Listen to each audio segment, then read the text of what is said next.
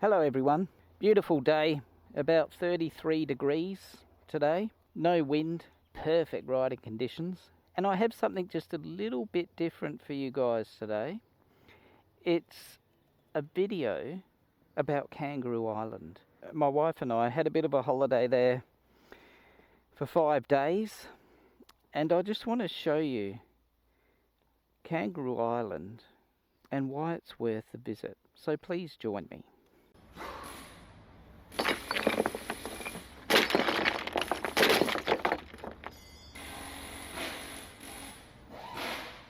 So guys, also please remember, and girls, to check the end screen and see who I'm promoting this video. The link will be down in the bottom, in the description, so if you want to visit their channel and have a look, you can. If you like them, subscribe. So Kangaroo Island, it's an island down the bottom of South Australia. So I'll put a map up. It's just off Cape Jarvis, where you catch a ferry. A ferry which takes about an hour to cross Backstairs Passage. That's a body of water between the mainland and Kangaroo Island. It's quite a big island, so it takes roughly about, I don't know, 2.5 hours to drive from one end to the other. I'll actually put how big it is up here so you can have a see, so you can look for yourself. The population, the permanent population of the island, is between 4,000 and 5,000. So not a lot of people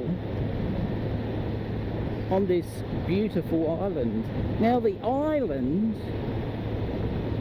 has some magnificent countryside.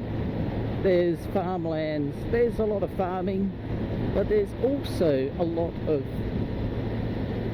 conservation parks, national parks, wildlife parks dotted across the island, the most famous of which being Flinders Chase,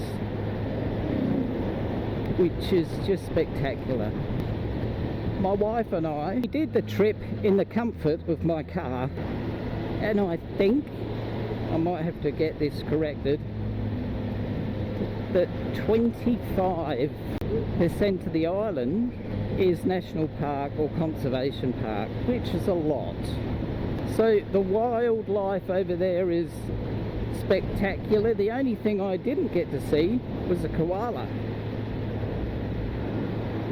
which I have on my other trips seen many over there, but this time I didn't. So we saw the kangaroos, you see them everywhere, a monitor lizard, or sometimes called a goanna. We saw a brown snake, very deadly. Luckily we didn't tread on it, and it was on a walkway walking up to a lookout. And I did warn other people walking up, because to get bitten by a brown snake you'd be in trouble. We saw a wedge-tailed eagle in the wild, which I don't often see. The biggest bird of prey in Australia, and just magnificent.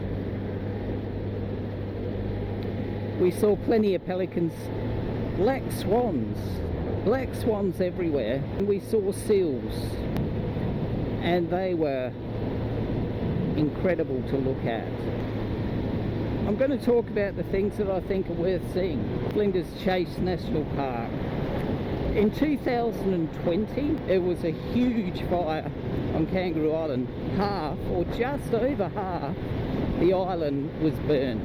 I was a bit hesitant in going to Kangaroo Island after the bushfire, because I do get a bit emotional, I suppose, seeing large parts of our beautiful country destroyed. But we were told it had recovered quite well, and I was amazed. Flinders Chase National Park was completely destroyed. The 100% of it. The visitors centre was completely destroyed. They're going to have to build a new one, and that will be starting shortly, I believe. So if you visit there, it's really temporary buildings that you can buy, you can pay to go in, and the fees to go into the national park were very reasonable. I think they're about $15 for an adult, which is well worth it. So if you looked, you could see that there had been a fire, but the greenery, the way the countryside had come back was amazing. Now, in Flinders Chase National Park, we visited Admiral's Arch, and a lot of seals playing around there. There was remarkable rocks, which is well worth seeing as well. And both those things are inside the Flinders Chase National Park. And there were also bushwalking trails which you could do. The park itself, I'll just put up here how big it is. Well worth a visit. We visited Seal Bay. You can either go on a walk yourself on a boardwalk that takes you fairly close to the beach, or you could have a guided tour where it will take you right onto the beach. We visited the Kelly Caves, and the guide who took us was fantastic, very knowledgeable, and a very interactive tour, really. There are limited days that cave is open, so if you want to go, you need to check. We stayed in American River. Beautiful place, very quiet, very peaceful. A lot of the population live in two towns called Penneshaw and Kingscote. Two lovely towns to visit. They're the biggest ones on the island. We visited Cape Willoughby, so a lighthouse which is still active, still working on LED lights now, so how things have changed. So they don't need any staff there anymore. So the cottages there's 3 cottages. One is an information centre. One is hired by some staff on the island who work nearby, and another one you can hire yourself.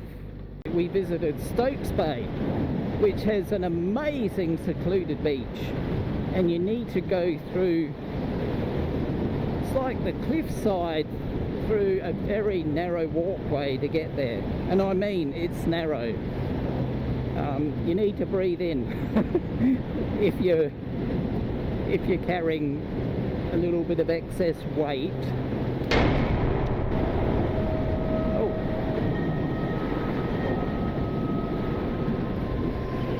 fly committed suicide and I can't see through its dead body. Or some sort of bug anyway. We went to the Raptor Park where we were, they put on a show for us where they had wedge-tailed eagles, hawks, ravens, the laughing kookaburra, and they would sit on you and they would fly off, and it was a great show and a beautiful place to visit. There we put our car on the ferry. You can hire cars over there. You can do tours with Sea-Link, which is a company that owns the ferries, and it's a very good service. A touch expensive, but we thought it was worth it to have our own car so that we could do whatever we wanted around the island. There's so much to see. Do your research before you go and pick what you want to do. So if you want to see a spectacular island with so much to offer, I really encourage you to think of Kangaroo Island. Thank you for joining me. And please, if you haven't subscribed, consider subscribing. It'd be great.